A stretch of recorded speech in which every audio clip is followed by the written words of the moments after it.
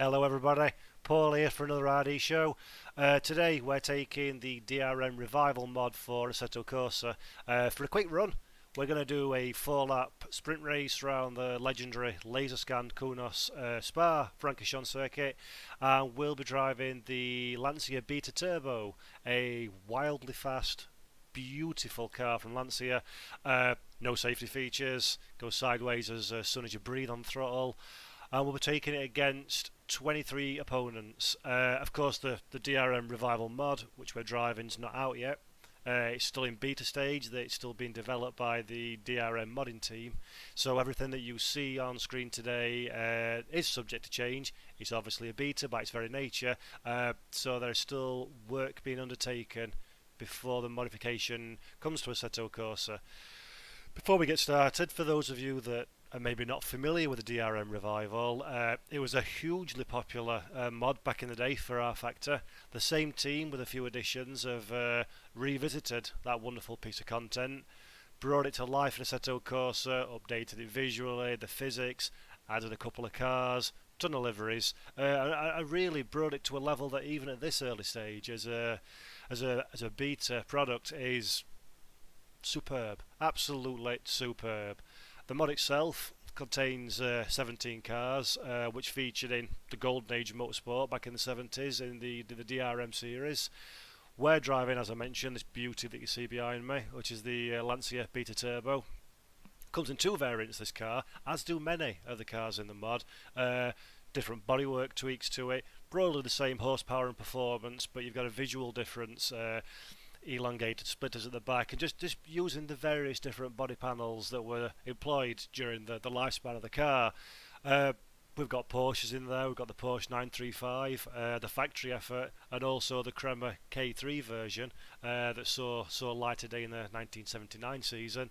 Got a Ford Escort Turbo, Ford Capri, a legendary Ferrari 308, which is something you don't see very often at all. Bmw M1, which very famous for being a unique, wonderful and amazing single make formula in the 80s. One or two legendary Grand Prix drivers cut the teeth or just went in to sort of expose themselves to different audiences during the course of sort of like the very early 1980s.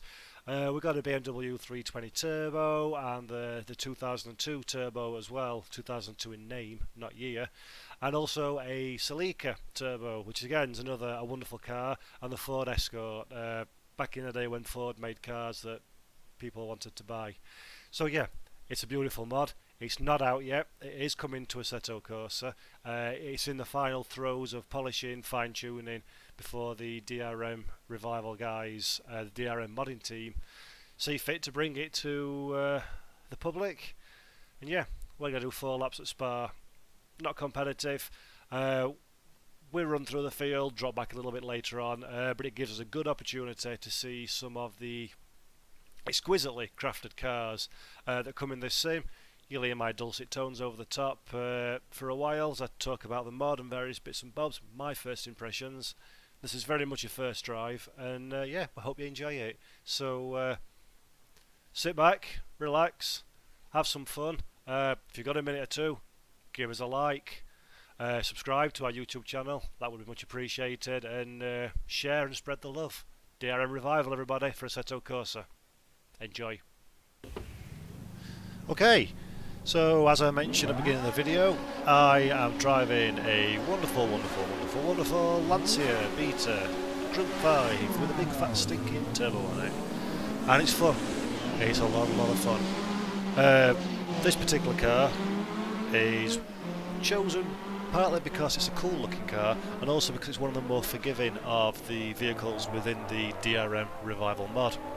That's something that really does need mentioning pretty much off the bat. The physics, the handling characteristics and the force feedback, excellent, really excellent.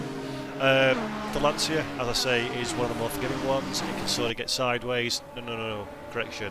It gets sideways quite a lot, but it's controllable. You can bring it back from the brink of disaster, and inevitably you will be on the brink of disaster more often than not.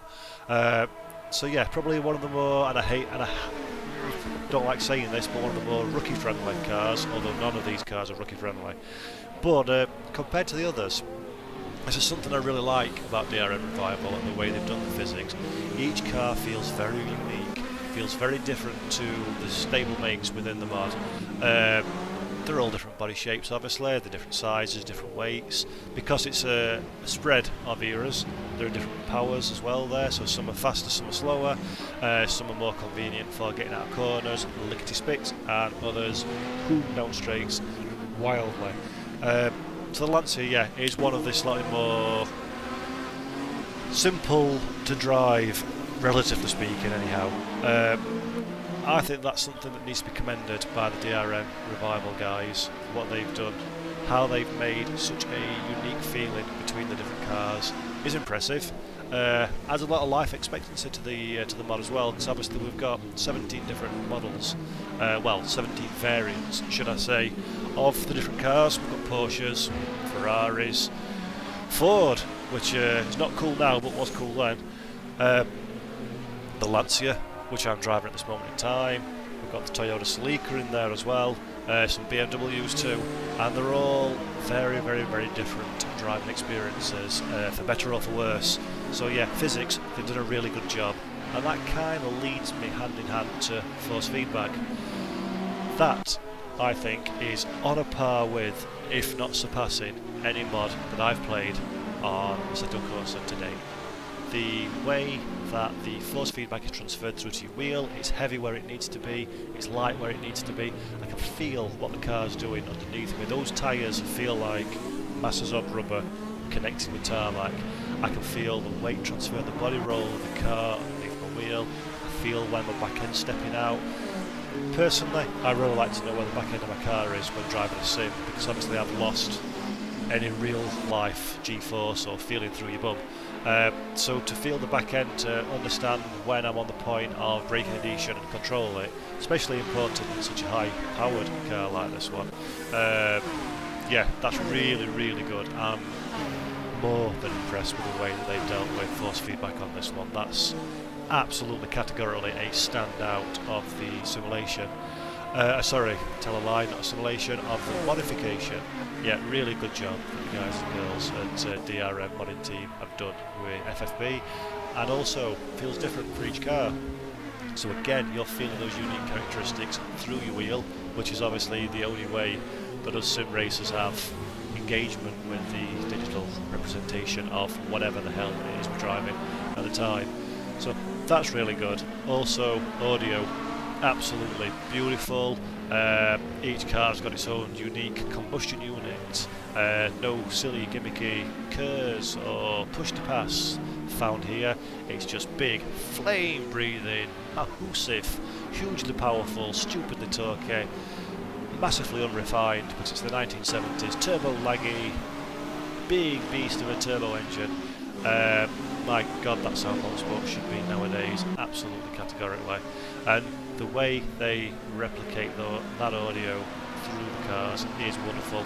I mean, you can hear it for yourself when I shut up for a few moments. In fact, good timing. Why don't I shut up now and listen to some wonderful, wonderful DRM Revival, blast from the past. Close your eyes, crank it up.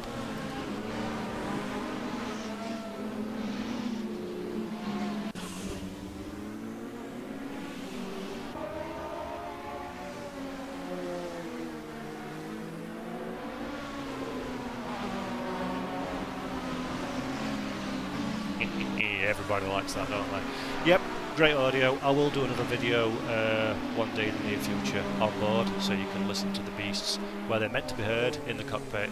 That's great. Moving away from audio for a moment, talking about the 3D model, the way the cars are represented in game. Again, real fine job being done here. They look beautiful. There's plenty of detail put in there. I alluded to it at the beginning of the video. Many of the cars have a couple of different variants, different body different body stylings, larger, smaller rear wings, more aggressive front panel design. I can only assume that's because over the course of the lifespan of the various cars, different versions were brought out for high and low downforce circuits, that sort of thing.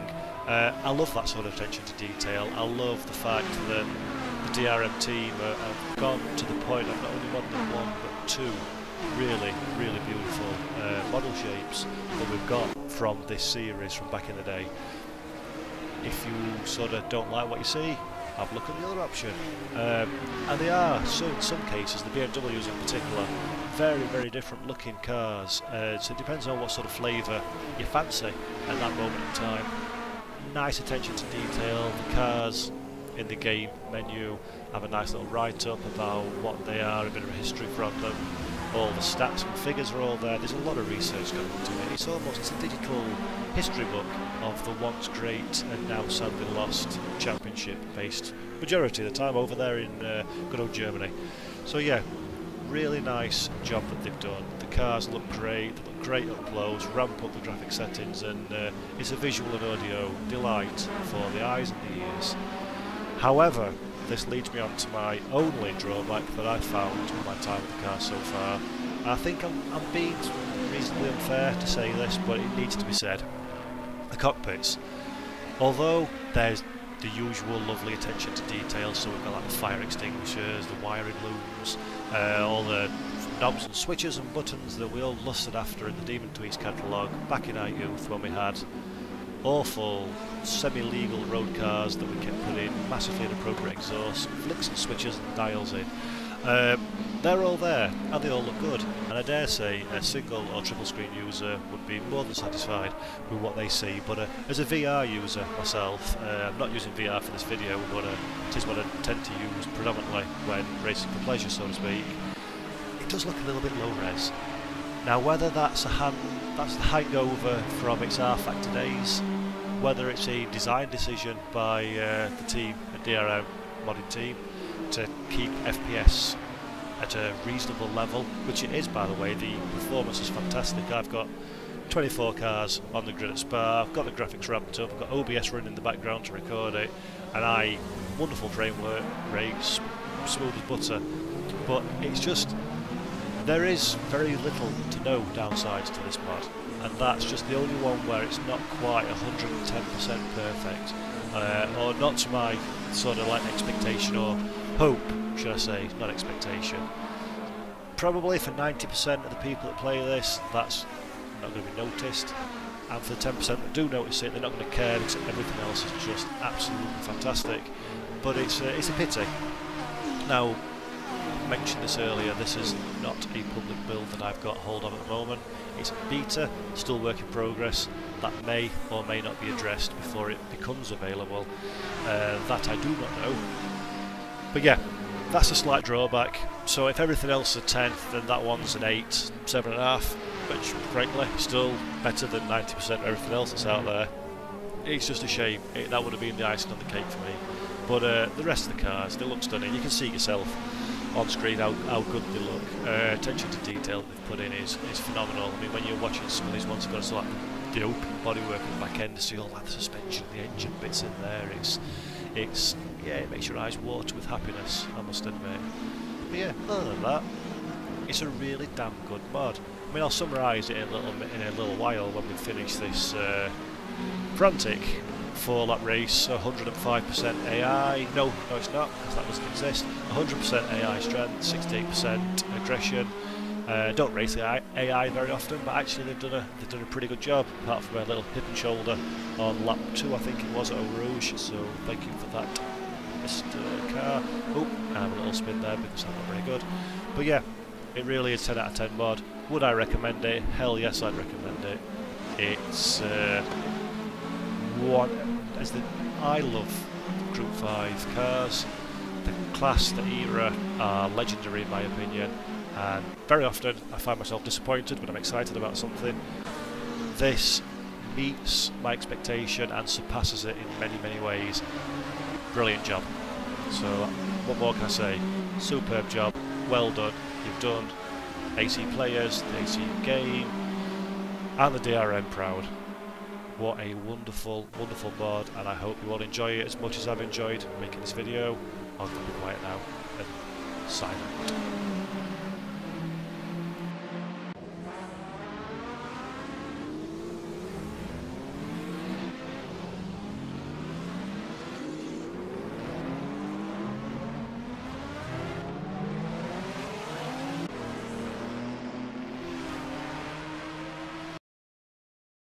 Okay folks, that was our first drive of the DRM Revival mod by the DRM modding team for Assetto Corsa.